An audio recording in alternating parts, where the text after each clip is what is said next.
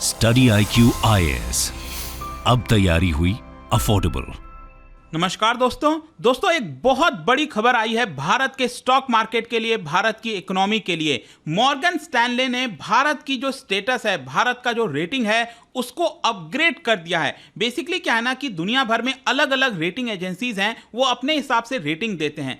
आज सुबह मैंने वीडियो बनाया था और अपलोड किया था, बताया था आपको कि कैसे फिच ने यूएस की जो रेटिंग है उसको डाउनग्रेड कर दिया है AAA से AA+ पर। यह हमने ऑलरेडी समझा था, लेकिन खबर अब यह आई है कि मॉर्गन स्टैनले ने भारत की रेटिंग को अपग्रेड किया है और वहीं चाइना की जो रेटिंग है, चाइना का जो स्टेटस है, उसको डाउनग्रेड कर दिया है। तो यहां पर किस तरह की रेटिंग करता है मॉर्गन स्टैनले, ये है क्या, इसकी वजह से इंपैक्ट क्या आएगा, वो सारी चीजें मैं आपको डिटेल से बताऊंगा इस वीडियो के अंदर। चलिए आगे बढ़ते हैं, लेकिन उससे पहले ध्यान रखिएगा, आप में से जितने भी लोग यूपीएससी 2024 की तैयारी कर रहे हैं, प्रीलिम्स देंगे 2024 में, तो ये वाला जो बैच है जिसके अंदर प्रीलिम से लेकर इंटरव्यू तक की पूरी तैयारी कराई जाती है, 3 लाइव बैच स्टार्ट होने जा रहा है। दैट इज प्योर इंग्लिश में, प्योर हिंदी या फिर इंग्लिश बैच। कोई भी आपको ज्वाइन करना है, सिंपली हमारे वेबसाइट ऐप पर जाइए या फिर कमेंट सेक्शन में इसका लिंक है, वहां पर जाकर यूज करना है कोड अंकित लाइव कोड इस्तेमाल करने से आपको सबसे कम दाम पर यह पूरा कोर्स मिल जाएगा। और इसके अंदर जितने भी फीचर्स हैं,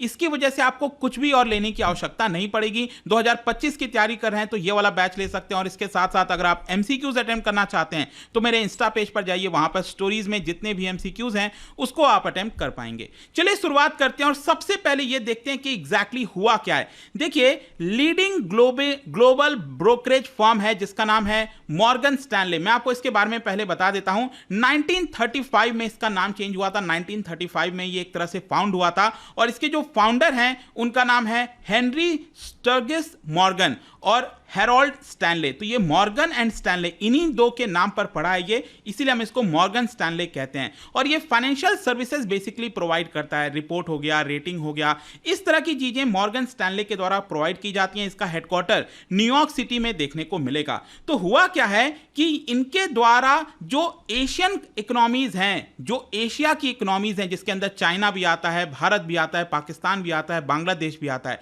उसके अंदर उन्होंने बहुत बड़ा एडजस्टमेंट किया है कि एशिया में सबसे अच्छी इकोनॉमी कहां है जहां पर आप इन्वेस्टमेंट कर सकते हो। तो इसमें क्या हुआ है, भारत की जो रेटिंग है उसको ओवरवेट कर दिया गया है। बेसिकली क्या है कि जो मॉर्गन स्टैनले है वो 3 तरह का स्टेटस प्रोवाइड करता है देशों को। एक होता है जिसको कहते हैं ओवरवेट, दूसरा होता है वो होता है इक्वल वेट, और तीसरा होता है जिसको कहते हैं अंडरवेट। ठीक है, तो अंडरवेट सबसे खराब है और ओवरवेट सबसे अच्छा है। तो पहले क्या था कि चाइना का जो स्टेटस था वो ओवरवेट था, तो ओवरवेट से गिराकर चाइना का स्टेटस इक्वल वेट कर दिया गया है। और वहीं भारत का जो स्टेटस अगर आप देखोगे तो इसी साल 31 मार्च को अंडरवेट से बढ़ाकर इक्वल वेट किया गया। और अब जो खबर आई है वो यह है कि इक्वल वेट से और बढ़ाकर इसको ओवरवेट कर दिया गया है। कहने का सिंपल अर्थ यह हुआ कि भारत बेस्ट डेस्टिनेशन है इन्वेस्टमेंट के लिए। मतलब अगर किसी भी कंपनी को इन्वेस्टमेंट करना है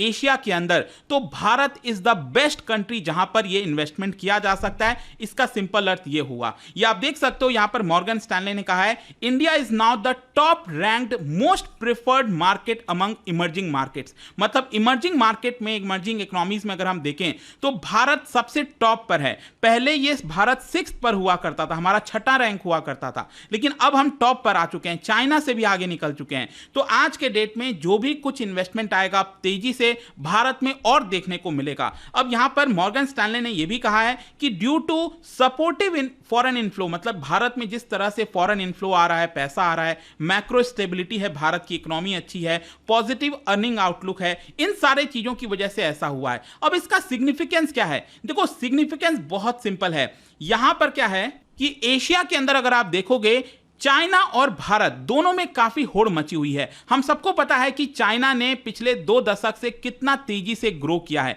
लेकिन अब चाइना की जो इकोनॉमी है वो अपना डोमिनेंस धीरे धीरे लूज करती जा रही है। जितना वो तेजी से ग्रो कर रही थी अब उतना आपको देखने को नहीं मिलेगा इन कंपैरिजन टू इंडिया। वहीं दूसरी तरफ भारत की जो ग्रोथ इंजन है वो हर तरफ से फायर कर रही है। हमारी मैक्रो इकोनॉमिक स्टेबिलिटी लीजिए, रैपिड इंफ्रास्ट्रक्चर डेवलपमेंट लीजिए या फिर फॉरेन इन्वेस्टमेंट लीजिए, हर तरफ से भारत इस समय आपको बेस्ट देखने को मिलेगा और इन्हीं सारे फैक्टर्स की वजह से भारत सबसे अट्रैक्टिव इन्वेस्टमेंट अपॉर्चुनिटी का देश बन गया है फॉरेन इन्वेस्टर्स के लिए। जो भी विदेशी निवेशक हैं वो भारत के ही स्टॉक मार्केट में निवेश करना चाहेंगे, भारत के कंपनीज में ही निवेश करना चाहेंगे, यही यहां पर बताया जा रहा है। मॉर्गन स्टैनले ने एग्जैक्टली भारत को लेकर क्या कहा है वो मैं आपको अच्छे से और डिटेल में बता देता हूं। देखो, मॉर्गन स्टैनले का जो डिसीजन है कि भारत की रेटिंग को ओवरवेट करना, ये कई सारे फैक्टर्स पर डिपेंड करता है। सबसे पहला है कि मैक्रो स्टेबिलिटी। मैक्रो स्टेबिलिटी का मतलब यह हुआ हमारे देश के अंदर जैसे हम इन्फ्लेशन की बात करें, फिजिकल डेफिसिट की बात करें या फिर अनएम्प्लॉयमेंट की बात करें, ये सारी चीजें मैक्रो इकोनॉमिक्स के अंदर आती हैं। तो ये क्या है ना कि भारत इन सभी पैमाने पर अच्छा परफॉर्म कर रहा है। और इसके साथ साथ यहां पर भारत सरकार जो कैपिटल एक्सपेंडिचर कर रही है, मैंने जब वीडियो बनाया था बजट के ऊपर उसमें आपको साफ साफ बोला था कि सबसे इंपॉर्टेंट जो इस बार बजट में चीज निकल कर आई है वो ये है कि हम कैपिटल एक्सपेंडिचर पर काफी फोकस कर रहे हैं। देखो, जो सरकार एक्सपेंडिचर करती है ना, एक होता है रेवेन्यू एक्सपेंडिचर और दूसरा होता है कैपिटल एक्सपेंडिचर। रेवेन्यू एक्सपेंडिचर में सरकार पेंशन हो गया, सैलरी हो गया, तो सरकार अगर वो पे करेगी तो उससे कोई खास रिटर्न नहीं होगा। लेकिन सरकार अगर कैपिटल एक्सपेंडिचर करेगी, रोड बनाने पे खर्च करेगी, फ्लाईओवर बनाने पे खर्च करेगी, इंफ्रास्ट्रक्चर को बनाएगी, तो उससे काफी रिटर्न आता है। तो इसकी वजह से बोला जा रहा है मॉर्गन स्टैनले के द्वारा कि यहां पर भारत का काफी अच्छा पोजीशन है और इसी की वजह से भारत का जो इन्वेस्टमेंट एनवायरनमेंट है वो काफी फेवरेबल बन गया है। फिर इसके साथ साथ मॉर्गन स्टैनले के रिपोर्ट में हाईलाइट किया गया कि भारत की जो पोटेंशियल है for sustained superior earning per share, मतलब कि जो भी यहां पर पैसा निवेश करता है उसको अच्छा रिटर्न आता है। देखो, विदेशी निवेशक जो होते हैं ना, वो कहां पर वो पैसा खर्च करेंगे। जैसे कि मान लो आपके पास ही अगर मैं कहता हूं 1 लाख रुपए पड़ा है, वो 1 लाख रुपए आप डिसाइड करोगे ना कि अगर आप रिलायंस के शेयर खरीदोगे, टाटा के शेयर खरीदोगे, अडानी के शेयर करोगे, जहां पर आपको ज्यादा प्रॉफिट होगा आप वहीं तो शेयर लगाने की कोशिश करोगे, पैसा लगाने की कोशिश करोगे।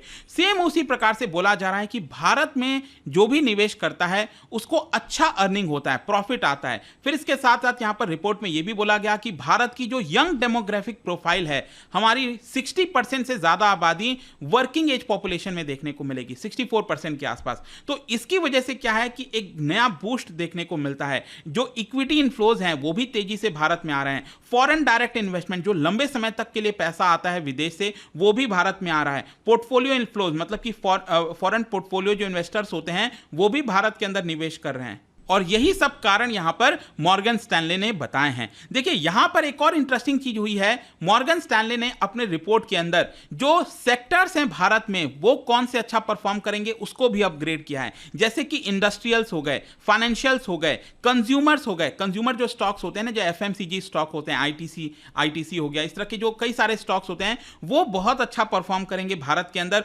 उनको भी ओवरवेट कर दिया है, उनको भी इक्वल वेट से बढ़ाकर ओवरवेट कर दिया है। एंड उनका एक्सपेक्टेशन यही है कि इससे इन सारे सेक्टर्स को, ये जो 3 सेक्टर मैंने आपको बताए, इनको काफी फायदा होगा जैसे जैसे भारत ग्रो करता जा रहा है। लेकिन इसके साथ साथ मॉर्गन स्टैनले ने एक और बात कही कि भारत को भी कई सारे चैलेंजेस फेस करने पड़ सकते हैं, जैसे इन्फ्लेशन का खतरा। अगर ग्लोबली अगर मान लो क्रूड ऑयल की सप्लाई रुकती है, क्रूड ऑयल महंगा पड़ जाता है, वीट की सप्लाई नहीं हो पाती है ब्लैक सी के माध्यम से, तो इन्फ्लेशन का खतरा रहता है जिसका इंपैक्ट भारत पर भी होगा। लेकिन भले ही इन्फ्लेशन का खतरा हो, लेकिन लॉन्ग टर्म में भारत की इकोनॉमी तेजी से ग्रो करते जाएगी, ऐसा मॉर्गन स्टैनले का कहना था। तो ये तो हमने बात कर ली भारत के बारे में। जहां तक चाइना का सवाल है, चाइना को डाउनग्रेड किया गया है और पहले चाइना का स्टेटस था ओवरवेट, इसको गिराकर कर दिया गया है इक्वल वेट। यहां पर जो एनालिस्ट हैं उन्होंने सतर्क किया है, उन्होंने कहा है कि जितने भी निवेशक हैं जिन्होंने चाइना के अंदर निवेश किया है उनको धीरे धीरे अपना पैसा चाइना की मार्केट से निकालना चाहिए। देखिए,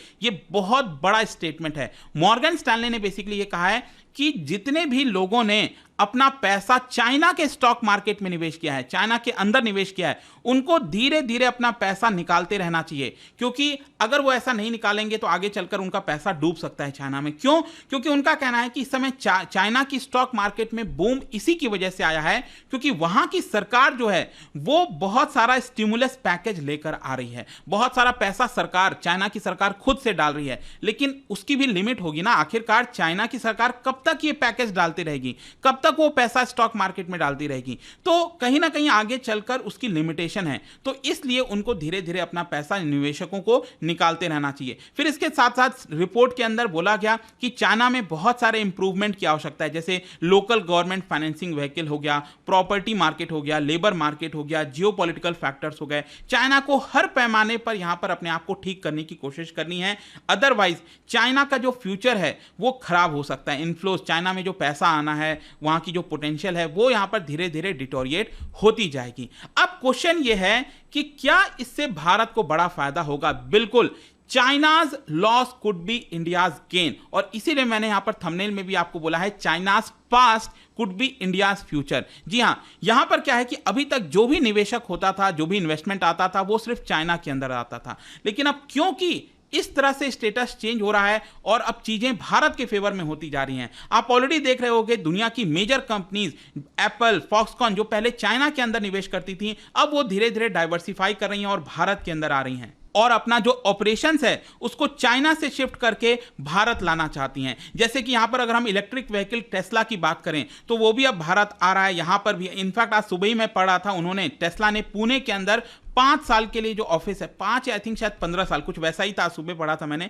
उन्होंने यहां पर ऑफिस लीज पर लेने का निर्णय लिया है। तो यह दिखाता है कि गवर्नमेंट का जो एफर्ट है कि हम एक्सपोर्ट को बढ़ाएं, इंसेंटिव्स प्रोवाइड करें, ईज ऑफ डूइंग बिजनेस को करें, कॉस्ट जो है बिजनेस करने का उसको रिड्यूस करें, ये सारी चीजें भारत के फेवर में हैं। और वहीं चाइना में जो भी कुछ इस समय हो रहा है वो उसके अगेंस्ट जारी है। तो कहीं ना कहीं धीरे धीरे आपको देखने को मिलेगा कि भारत चाइना को रिप्लेस करता जाएगा कई सारे मायने में। अब देखना होगा ये कितने स्तर पर होता है, लेकिन अगेन एक बहुत बड़ी न्यूज थी ये, एंड आई होप कि इस वीडियो के माध्यम से आपको सब कुछ समझ में आ गया होगा मॉर्गन स्टैनले ने बेसिकली कहा क्या है। जाने से पहले एक इंटरेस्टिंग क्वेश्चन, क्या आप बता सकते हो which among the following organisation issues letters of assist? इन 4 ऑर्गेनाइजेशंस में से कौन लेटर्स ऑफ असिस्ट इशू करता है, ये आपको बताना है। और इसका राइट आंसर आप सबको पता है, मेरे इंस्टाग्राम पर तो मिलेगा ही, वहां पर अगर आप नहीं हो कोई बात नहीं, टेलीग्राम से भी ले सकते हैं इसका सही उत्तर। मैं कई सारे जो एमसीक्यूज हैं, जैसा मैंने आपको बताया, मेरे इंस्टाग्राम के स्टोरीज में आपको मिल जाएंगे। और इसके अलावा अगर आप पीडीएफ लेना चाहते हैं तो टेलीग्राम पर जाइए, अलग अलग सोशल मीडिया पर भी आप जुड़ सकते हो मेरे से।